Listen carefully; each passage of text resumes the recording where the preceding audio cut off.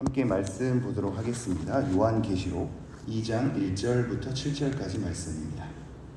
제가 봉독해 드리겠습니다. 내용 잘 헤아려 주시면 감사하겠습니다.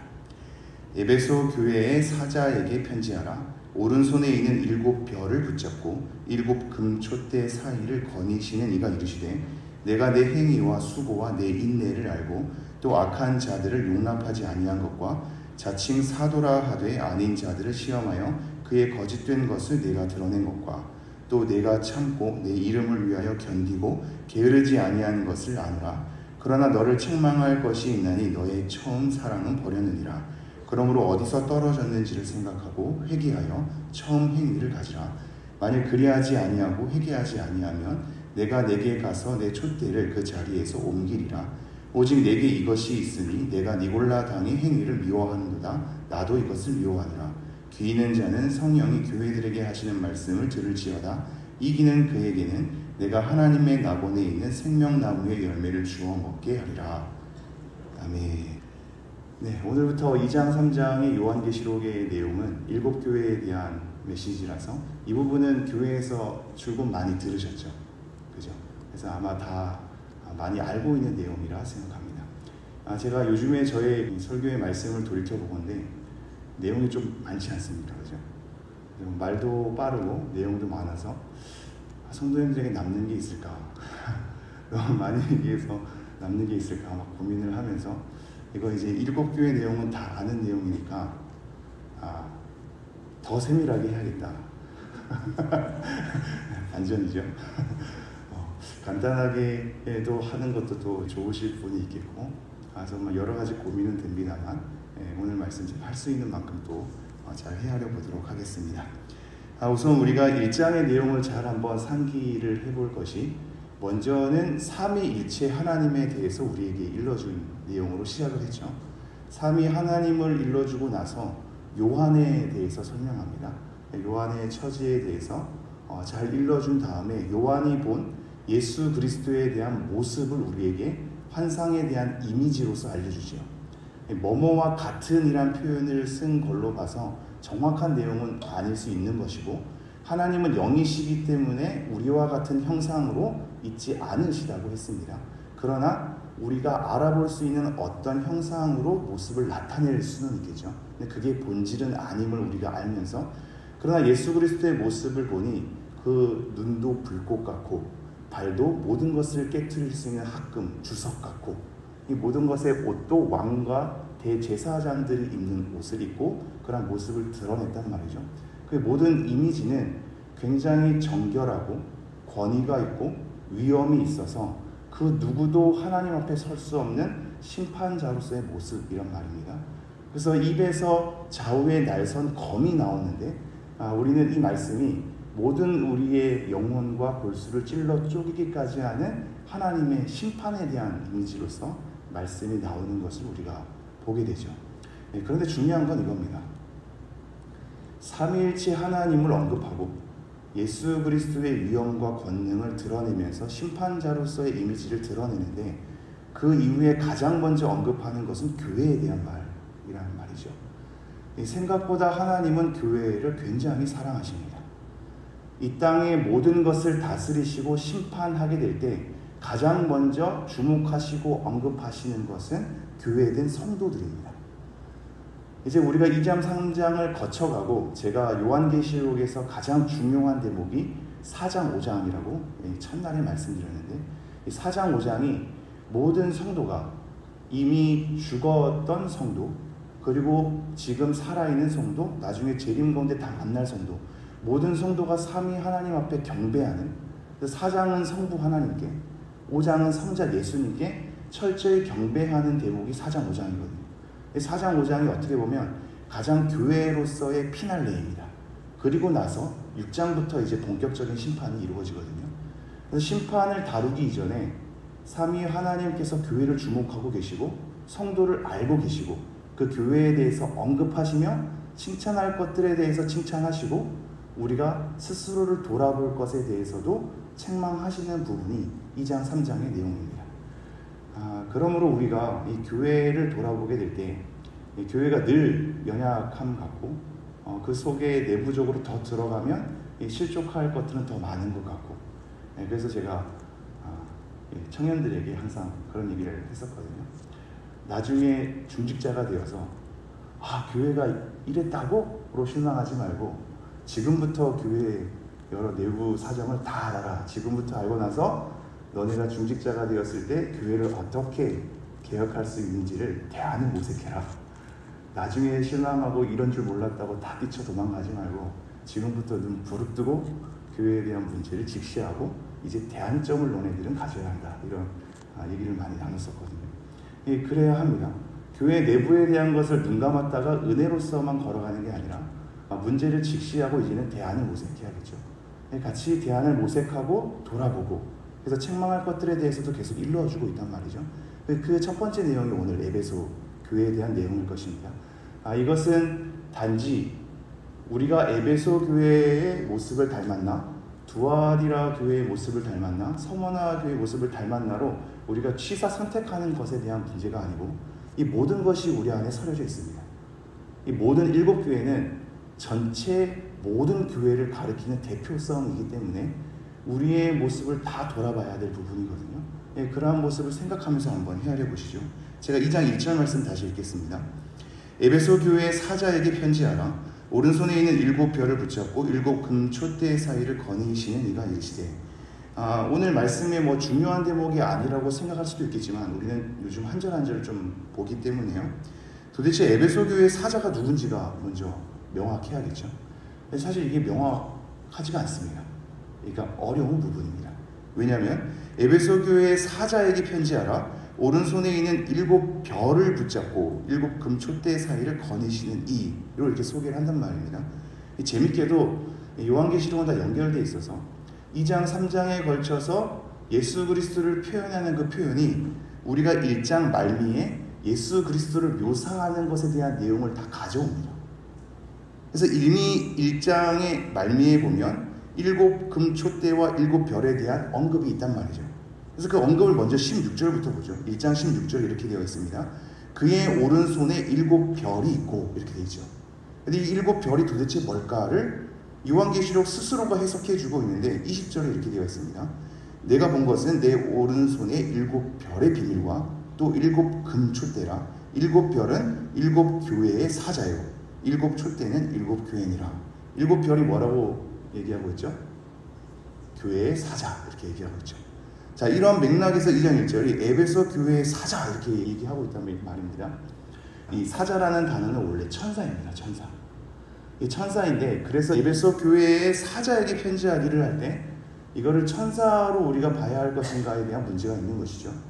근데 천사라고 보지 않는 것에 대한 입장부터 소개를 좀 해드리죠. 왜냐하면 에베소 교회의 사자에게 편지를 하니 천사에게 편지를 하는 건 아니지 않습니까? 각 교회에 대해서 지금 전달하는 거거든요. 그럼 교회에 전달하려면 교회의 일반 사람이 그것을 받아야 되겠죠. 그죠? 그래서 이것을 사람으로 볼 때 그럼 도대체 천사라고 언급된 단어를 교회의 어떠한 사람을 얘기를 하니 이것은 그 교회의 지도자가 아니겠는가를 생각하게 되죠. 그래서 이 사자란 표현을 교회 지도자로 받아들이는 분들이 있습니다. 이것은 그나마 우리 건강한 신학 안에서 나오는 얘기이긴 합니다. 근데 자칫 이러한 해석은 위험을 불러일으킬 수 있습니다. 교회의 지도자가 사자라고 해서 옛날 우리 어르신들은 우리 교회 담임 이제 목사님을 우리 주의 사자 이러면서 기도를 많이 하셨거든요. 근데 사자는 정확한 단어는 천사를 지칭하긴 하거든요. 그래서 우리의 이 교회의 그럼 사자를 지도자로 만약에 해석한다면 지도자는 누가 될 것인가? 우리 원로 목사님이 될 것인가? 담임 목사님이 될 것인가? 3대 목사님이 될 것인가? 헷갈리지 않습니까? 교회 지도자는 늘 바뀌거든요. 그리고 그 지도자가 사자란 표현을 쓸 때 오게 되는 권위가 있어서 우리의 목회자가 주님의 사자, 뭔가 더 복종해야 될 것 같고 우리를 대변하는 것 같은 존재가 되어서 어떻게 보면 권위가 더 얻어지는 느낌이거든요. 근데 그 권위가 얻어지는 상황 가운데에서 오게 되는 불합리함도 있을 수 있습니다. 그래서 이것을 주의 사자를 교회 지도자로 보기에는 현대 우리 교회에 오히려 많은 불합리함을 가져올 가능성도 있습니다. 이게 잘못된 해석이라고 보긴 어렵지만 가능성이 있단 말이죠. 그렇다면 이것을 만약에 지도자로 보지 않게 될 경우에 이 에베소 교회의 사자는 누구란 말인가를 고민하게 된다면 이 천사 그대로 가져오는 해석도 있습니다. 근데 이 천사 그대로 가져오되 또 다른 측면에서 덧붙이는 거죠. 지금 이 요한계시록의 관점은 교회를 두 가지로 계속해서 병행해서 얘기하거든요. 천상의 교회와, 즉 이미 온전한 교회됨을 이룬 죽은 성도들과 천사들이 함께 있는 천상의 교회와 지금 이 땅의 지상의 교회, 이 두 가지로 병행해서 다루고 있거든요. 앞으로도 우리는 계속 그걸 볼 것입니다. 이 사도 요한의 환상이 천상의 교회와 이 땅의 교회를 번갈아 가면서 왔다 갔다 계속 얘기합니다. 그러므로 그런 측면에서 한 지역교회에게 편지를 하게 될 때 그 지역교회와 함께 천상의 교회로서 영적 존재를 같이 바라보는 거죠. 그래서 사자란 표현을, 천사란 표현을 쓰는 거거든요. 또 왜 그렇게 얘기할 수밖에 없냐면 1장 16절에 그의 오른손에 7 별이 있고 예수 그리스도의 오른손에 7 별이 있는 것을 환상으로 보게 됩니다. 이것이 이 땅의 지도자를 갑자기 예수님께서 오른손에 쥐고 있다는 표현이 이상하죠. 그래서 이건 영적인 존재라고 얘기할 수밖에 없거든요. 그래서 이 모든 천상의 교회의 영적인 존재를 지상의 교회와 함께 병행하면서 바라보기 때문에 에베소 교회의 천사들에게 편지를 보낸다, 이런 표현을 쓰는 겁니다. 조금 어렵죠, 그죠? 어려운 건 어려운 대로 한번 생각하면서 따라와 주시죠. 에베소 교회의 사자에게 편지하라. 오른손에 있는 7 별을 붙잡고 7 금촛대 사이를 거니시는 이가 이르시되. 예수님께서 얼마나 교회를 사랑하시고 교회를 잘 아시는지 천상의 교회를 붙잡으시고 지상의 교회를 거니시는 이라고 얘기합니다. 이 모든 교회를 하나님의 손에서 붙잡고 계시고 하나님께서 세밀하게 거니신답니다. 이 거니신다라는 표현이 이미 출애굽에서 이 장막을 설치했을 때 장막 사이사이에 하나님께서 거니신다는 표현을 쓰거든요.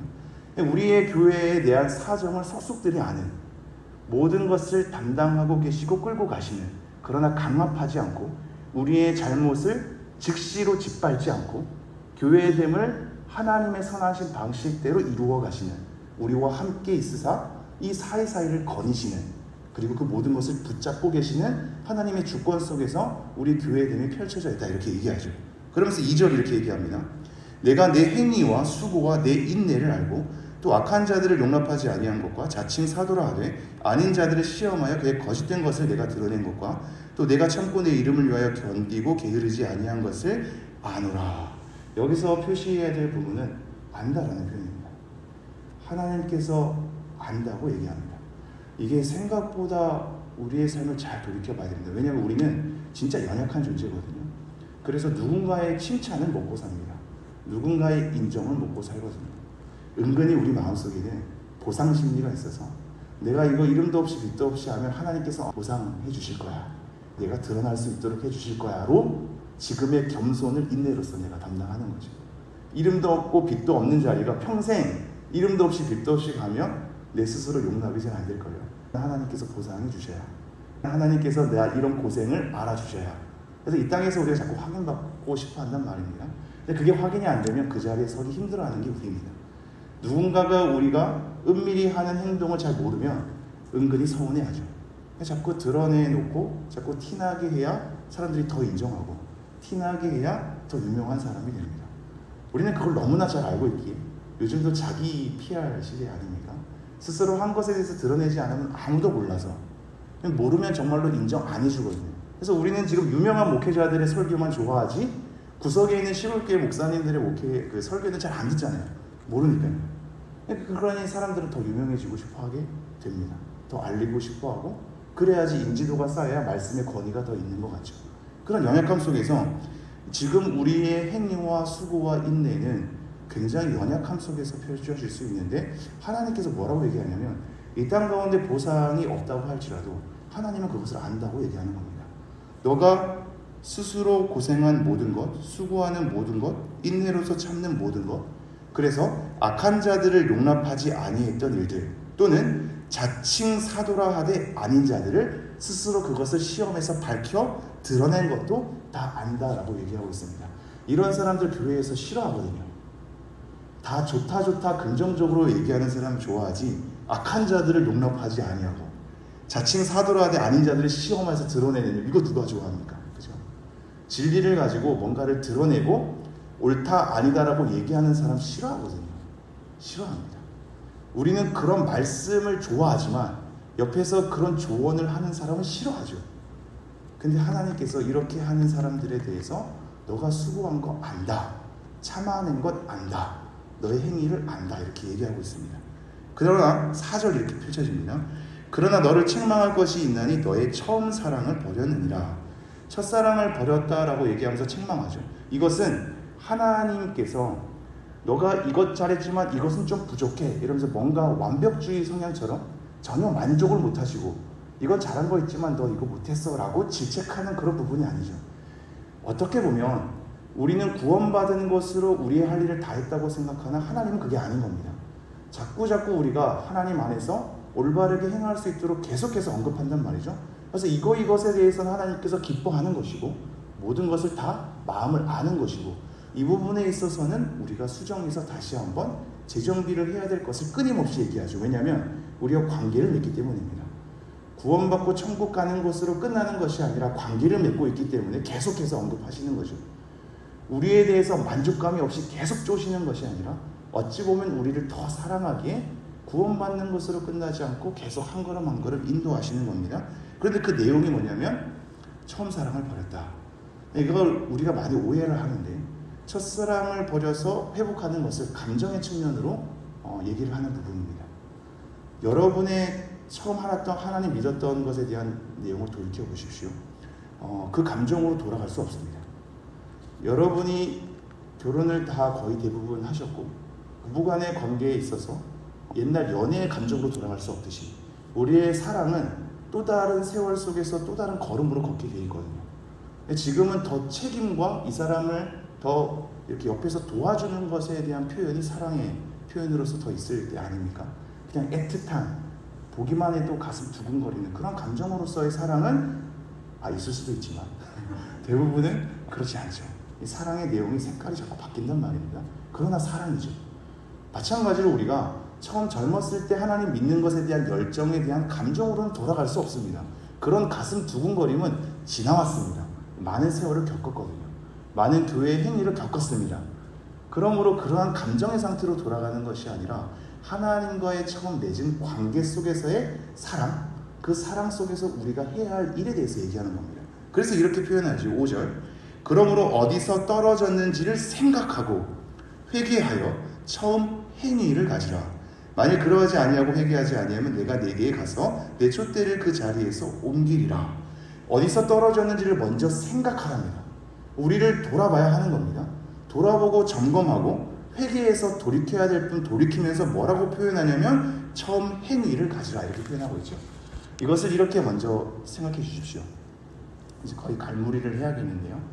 처음 사랑을 너희가 버렸다라고 할 때 이 사랑은 1차적으로 성도의 사랑을 먼저 돌이켜 보셔야 합니다. 왜냐하면 우리는 어느덧 교회됨의 복잡한 관계를 경험했기에 마냥 새신자가 오거나 성도가 올 때 마냥 마음을 열고 기뻐 그 사람을 순수히 그대로 받을 수 있는 감정의 상태가 되지는 않았습니다.